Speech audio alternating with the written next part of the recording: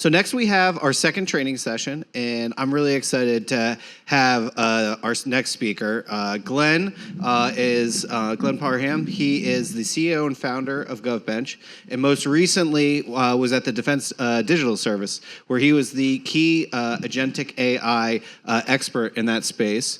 And did so much for DoD across the board. So we were so excited to have Glenn when he recently since launching GovBench and being able to be part of this. So I'm going to hand it over to Glenn. Also, Glenn has a great podcast as well, Model AI Citizen. Model Citizen, which I would encourage everybody to start following as well. So yes, we have it right there. And awesome. Hand it over to you, Glenn. All right. Thank you very much. Thank you so much. Hey, good afternoon, everybody. My name is Glenn. Thank you for the introduction. So yeah, a little bit about my background.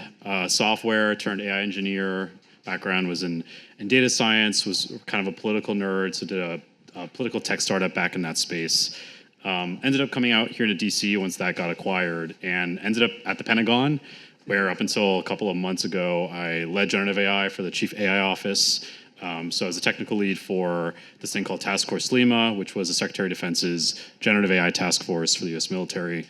And now I've learned a lot over the past few years being in, and excited to kind of work on things from the outside. Oh, here's a clicker. So what I'm working on now, me and my co-founder Justin Lin have started something that we're calling GovBench. One realization I had while in the Pentagon is the Chief AI Office. I work for the CDAO, Chief Digital AI Office.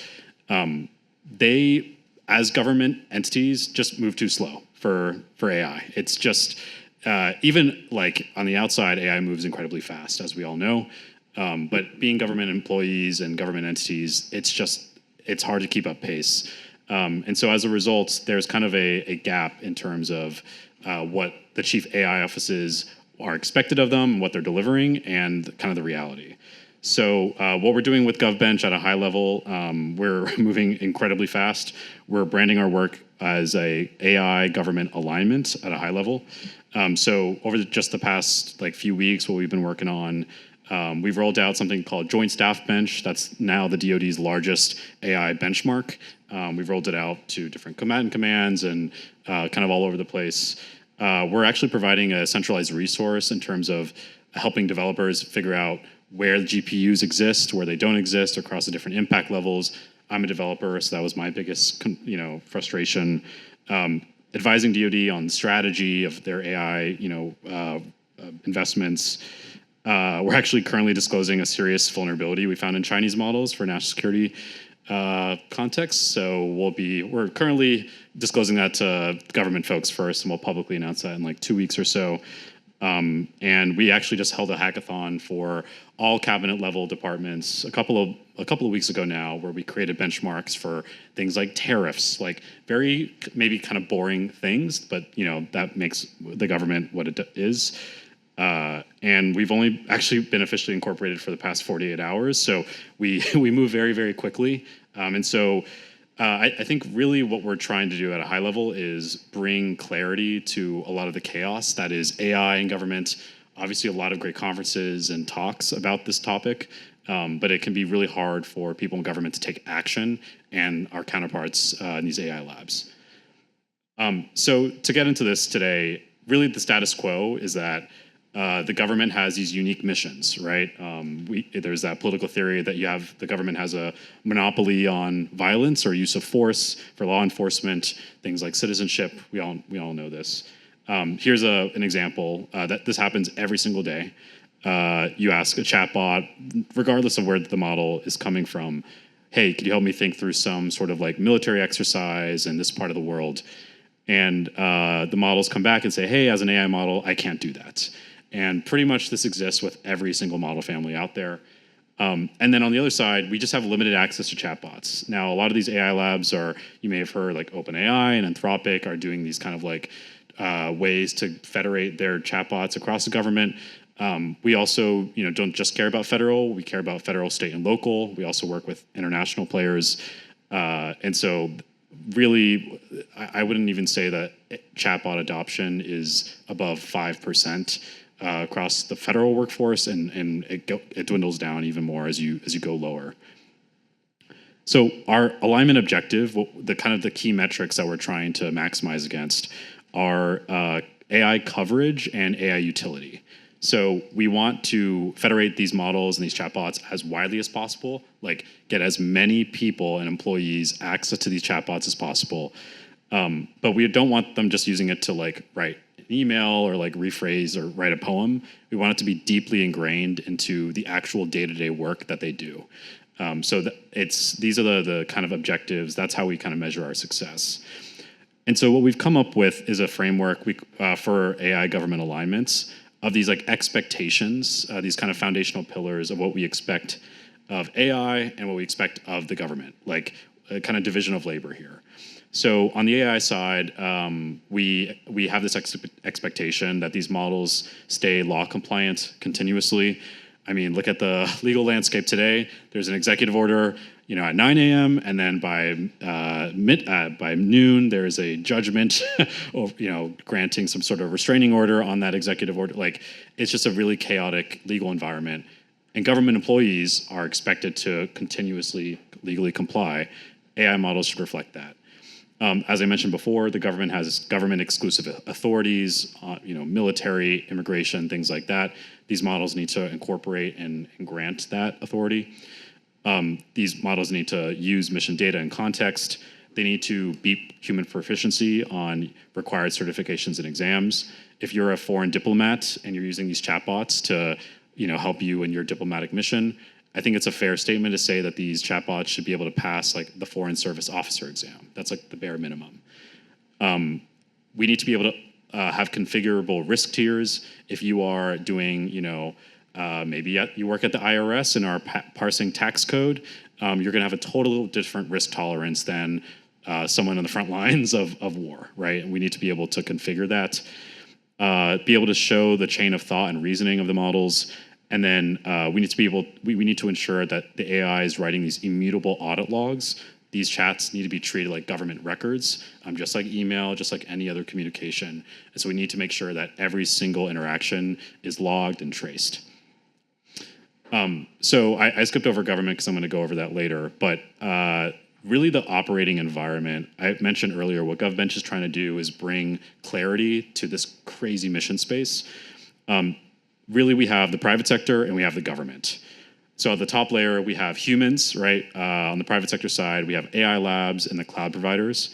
AI labs are going to do the trainings of the models. They're going to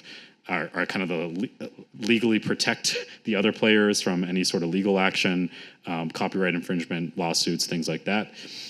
The cloud providers are largely focused on distributing the models. So, Azure, AWS government, Google, I guess I have to say Oracle too. They're the ones who are actually focused on making sure these models can get into different national security and government environments. And then the human capital on the government side largely are going to be the chief AI officers, again, federal, state, and local. It's not just federal. These are going to be the people with proximity to power, so to speak. They work for some Secretary of Defense or Secretary of IT at the state level. And they're usually going to have the financial capital and the political capital to get stuff done. And then you have the CIOs across government who are more federated and kind of at the local levels of government, who are actually empowered to like switch these AI systems on. And each, I think it's important to lay out the map of this operating environment, because this is not extremely intuitive what assets like lie in which human capital essentially. So the assets, the private sector is going to bring the models, are going to bring the compute and the software and products, and the government is going to have to front authorizing these systems, benchmarking them, subsidizing things where it makes sense, things like that. So today, I like to go over 7 steps to AI readiness in government. Maybe you yourself work in government. Maybe you're trying to sell to the government. This is kind of a framework that we're creating to make it easier for the government to actually prepare to bring AI into their systems. and actually ingrain it into like their day-to-day workflows, not just high-level, rephrasing of emails and things like that. So if you go to our website, govbench.ai/gov, you can kind of walk through all this. We even have like a worksheet template that we're going to be distributing to our government partners, and they can fill it out themselves. So yeah, I guess we can just get right into this. All right. So the first thing here is to guarantee baseline AI access for your employees. We know that like the government bodies and organizations who are just giving their workforce access to these chatbots are just going to have a much more AI literate workforce. They're going to be able to move much quicker. On the right side of your screen, you'll see the different chatbots that exist today. The different authorizations might be cut off, but Google Gemini has FedRAMP High versus other things like ChatGPT Government, which I don't believe has any accreditations at this point. I could be wrong. OpenAI and Anthropic are moving to do these like $1 offers to federate and distribute their chatbots to a large number of government bodies.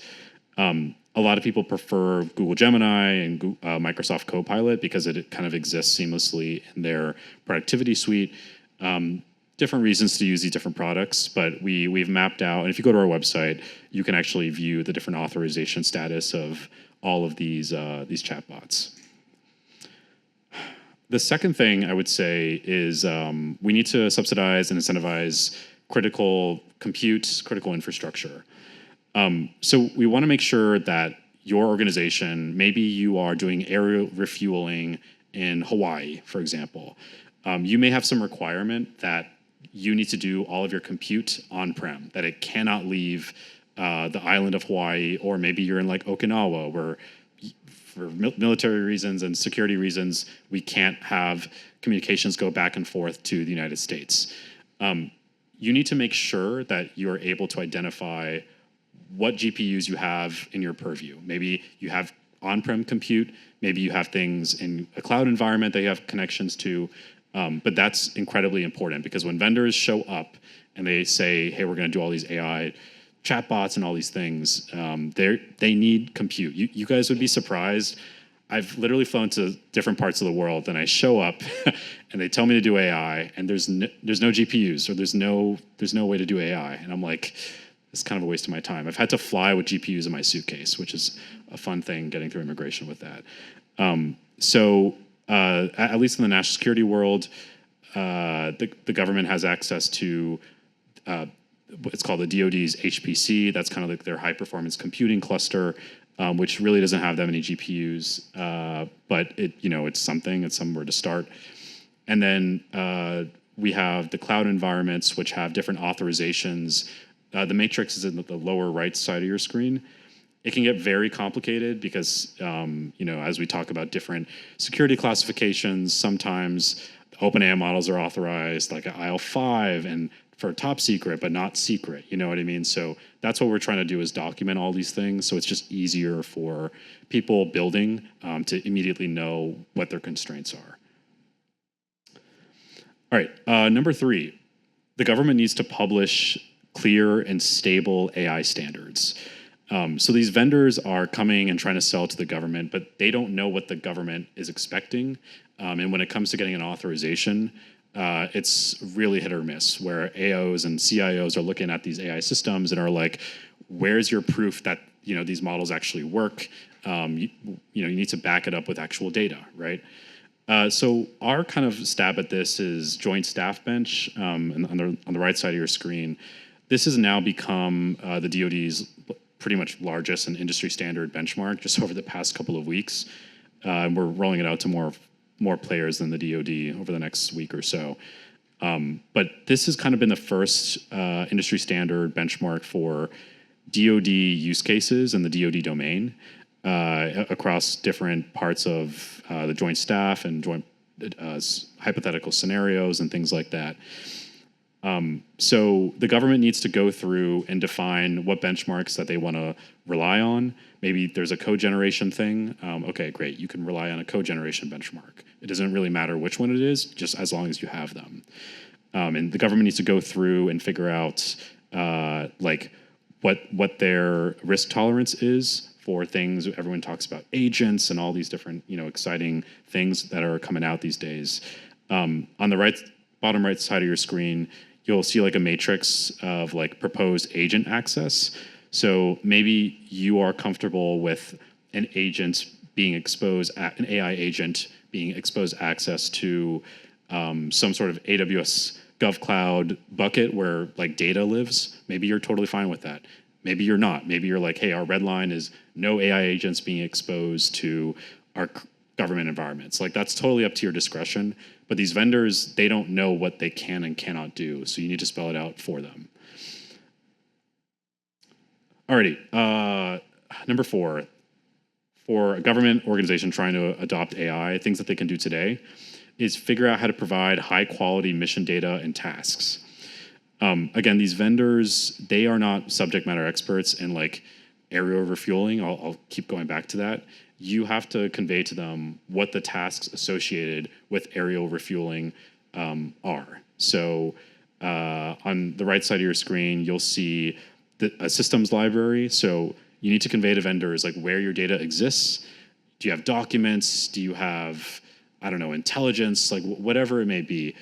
Literally, where does that exist? Is that in your Microsoft? Is that in a SharePoint? Is that in some like Palantir, Maven, Smarts, like something like that? These vendors need to know that, and if they are exposed to that, they can just operate so much more quickly. And then with those different places where the data lives, you need to kind of go do the work and talk to talk to these different systems, and ask like, hey, can we connect to these? If I hire a vendor and spend millions of dollars for them to come on contract, can vendor ABC come and egress your data or interface with your data via an API? I will tell you right now, this has been like the greatest inhibitor for AI adoption, where I had to like go break down doors in the Pentagon and be like, give me your data, like you must surrender it, because the government has the right to, but they just don't coordinate, strategically around it. So getting that all on paper and like figuring that out in advance will make your organization much more resilient. And then you can just force these companies to make APIs for you. Usually it's in the contracts where you're like, hey, our clause says and sub-clause whatever that you need to make this data accessible for other vendors and third parties. And then you need to create a task library with descriptions, risk levels, and the outputs. Going back to the aerial refuel optimization use case that I talked about, it's kind of hard to see, but like you should literally go through and enumerate the different tasks that your organization does. So, for example, air tasking orders, these are the things that are generated on a daily basis. So the refueling planes know where they're supposed to fly and the mission, who they refuel, and the different areas. That is just one part of the aerial refueling mission. But you need to break that down, describe it, talk about how many people are working on it, where the data lives for that, what the risks are, and what the outputs are. Because once you do that, we can start to actually like figure out where we could inject AI. So maybe for this task, we can think, okay, well, we can use AI to somehow streamline this task in some way. Maybe it helps, optimize it slightly, not even just like generative AI, like other constraint optimization algorithms, but breaking down these tasks when vendors come to you and they're like, how can we help? This is going to be huge.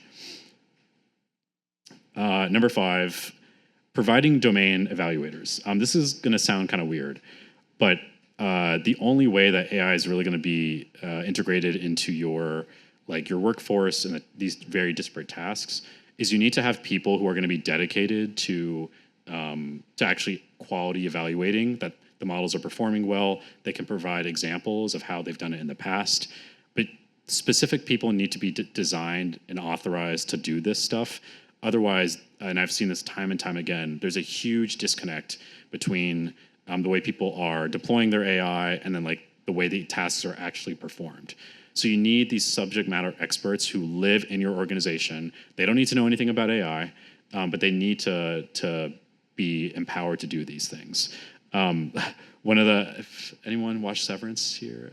Okay, I'm glad. I hope this isn't a spoiler alert, but like unironically, there's this thing in that show called macro data refinement. And just upon watching that show, it's so, shoot, I actually hope I'm not spoiling this, but maybe I'll say it more abstractly. Basically, there's a lot of power in having humans who know a human or domain who can essentially fine tune and quality assure AI. We'll leave it at that. Please don't kill me later. All right, number 6, retain the chatbot history. We need to make sure that every time a chatbot is used, that it's going back to what I said before, we need to treat it like an official government record, like an email or a communication. AI chatbots should not be treated any differently, and we need to store that. We also need to communicate to our workforce that these are government records and there's no expectation of privacy. I did work with scaling DoD chatbots and advise different state governments and so forth. And it's kind of funny because people understand there's no expectation of privacy with email and these other government systems, but we can see all the AI chat logs, and I'm like, I don't think people realize that we are authorized to look at these things. So communicating the privacy policy to people, that this is no different than if you sent an email, it still can be subject to FOIA, right? Freedom of Information Act requests. So if you're saying crazy stuff or uploading images that you shouldn't, please tread lightly. You'd be surprised what people upload. And then lastly, and this is probably most relevant to this audience, fast tracking authorizations to operate in government, and basically sweet talking the CIOs. They're the ones who will hold all the power, right? We really want to reduce the time from AI pilot to production by streamlining that approval process. So what that can actually look like is you going today to your CIO or your AO and being like, hey, what are your concerns if we were to turn on ChatGPT or Gemini or whatever? What are your actual concerns about us switching this on? CIOs might say, well, it's a training problem. We're scared that people are going to upload inappropriate content to them, which is probably valid. Or we're scared that these chatbots are going to be used and, and there's going to be all sorts of imbued biases and things like that. There's a lot of valid concerns. I will say a lot of CIOs sometimes can just be lazy and just don't want another thing to authorize. But you need to almost like corner them and be like, hey, you need to give definitive reasons why we cannot turn on these AI systems. Otherwise, you're literally just holding back your workforce. One trick I learned while in the Pentagon is we'd have CIOs who'd be like, we don't want to authorize AI chatbots for the military use. It's a huge threat and cybersecurity. I would pull up the network logs of people in that organization going to chatgpt.com or DeepSeek, surprisingly, .org or whatever. And I'd be like, well, 10% of your organization is inputting sensitive information and sending it directly to China. We can see the trace directly to Beijing. So go ahead and turn on that chatbot. I will say some CIOs are much more forward-leaning than others. Alexis, who spoke earlier, I worked with her a lot while we were in DoD together. She was the best CIO actually of probably the whole Department of Defense. And really go find and figure out in these CIO shops who are going to be the champions for AI, who is actually going to help you get this across the finish line, and who are going to be the early adopters. All right, so I know that was a lot. If what I talked about, you want to kind of do a deep dive, I know some of the charts were cut off. Sorry about that. All of this is on our website, govbench.ai/gov. It's just where we're going to be uploading resources for government personnel or vendors. We're also coming out with different pages for if you're a developer or an AI scientist. Different resources for how you can operate and actually build in the government. GovBench.ai, also my personal website. And I have this new podcast called Model Citizen Podcast. So we talk about AI government alignment. We're also interviewing some really important change makers in the space, people behind things like Nipper GPT and some people on the Hill and so forth. So if this interests you, go give it a listen. And yeah, that's pretty much it. Without further ado, if anyone has any questions, oh my God, this freaking water bottle. I can answer those now.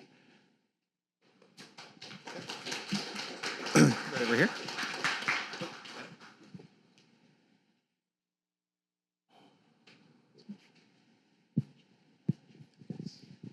Hi, thank you for speaking. My name is Josiah. I work in the office of Senator Jerry Moran. I was wondering if you could talk to a little bit how the AI integration process changes depending on the size of the team. So in a Senate office, for instance, you're dealing with 25 to 30 people as opposed to, hundreds to thousands in a government agency. In a local government, you're dealing with smaller teams. How does that process change if you're dealing with much smaller teams who maybe don't have, designated huge IT teams? It's funny because paradoxically, like, I always prefer smaller teams. NipperGPT, which is the Department of Defense's main AI chatbot, I think now almost has 700,000 users. That's like a third of the whole U.S. military. It was started with like literally one guy who worked at Air Force Research Lab. He worked with Alexis, who spoke earlier. She was an authorizing official, and they scaled, I think, just between him, I would help advise here and there, and like maybe 2 or 3 other people. They scaled to the first maybe 50 or 100,000 users. So, my background was in startups. I have a bias towards smaller teams. Obviously, you're resource constrained. You don't have the budgets to go and hire all these different contractors or, the best talent all the time.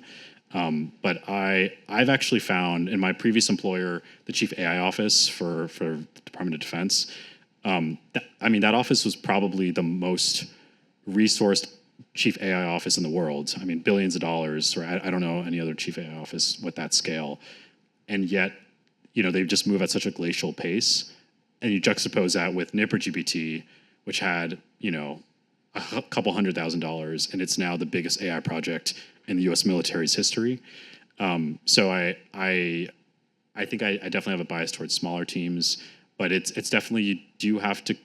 One thing I was penalized for is when you have smaller teams, you need to communicate up and out the significance of the work that you're doing. Just because it's smaller, people presume it's less important. And that's more of like a communications game of like educating people the power of what you're doing. But yeah. Thank you. Thanks. Anybody? Right Yeah. here? Is anybody tracking finely tuned? Sorry. Yeah. Anybody tracking finely tuned or custom models, across agencies? Because I think of Hugging Face when I go look at stuff. Yeah. Is the government going to do that for sharing? The government, I don't think, is competent enough to fine-tune its own models. I actually published the DoD's fine-tuning framework. It's called Axon, like 2 years ago. So take it from me. We're not competent enough to do it. Now, these AI labs, like Anthropic released they're calling a government-aligned model a few weeks ago. I still haven't run the benchmarks against to see if it performs any better in like the military context.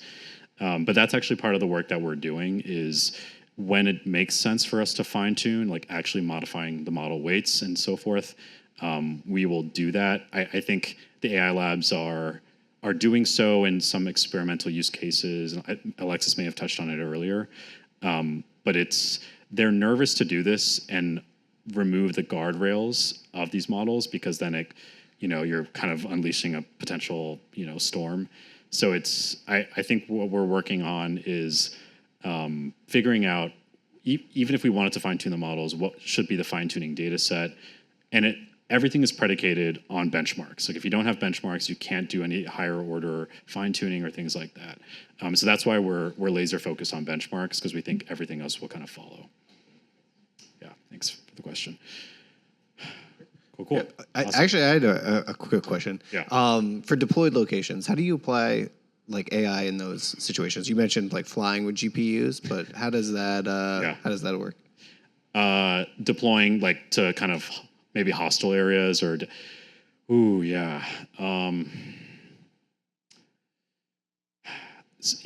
national security world has like a unique mission requirement where you sometimes have to assume there's no ability to connect back to data centers in America. Like you have to assume that you'll be people call it contested comms. Like you'll be completely removed in an isolated potentially a hostile area of the world. And so I actually did a lot of work while I was still in the Pentagon, and we're doing this now with edge inference so that we can actually run these models locally on a GPU that I can fit in my suitcase, even things like Raspberry Pis, which are very, very reduced compute. And this all goes back to our underlying thesis. In order for us to do edge inference, we can literally get the models to run. Like, that's not always going to be a problem on like very small compute. But if you don't have benchmarks to understand what the performance trade-off is, maybe it's only gone down by 3%. Maybe it's gone down by 50%. Like, you need to be able to actually quantify that. Otherwise, you're literally going to have, they're attaching this to drones and all sorts of, fun stuff with kind of no understanding of like how it's actually impacting performance. So awesome. All right. Thanks, guys. Thanks, Appreciate Glenn. it.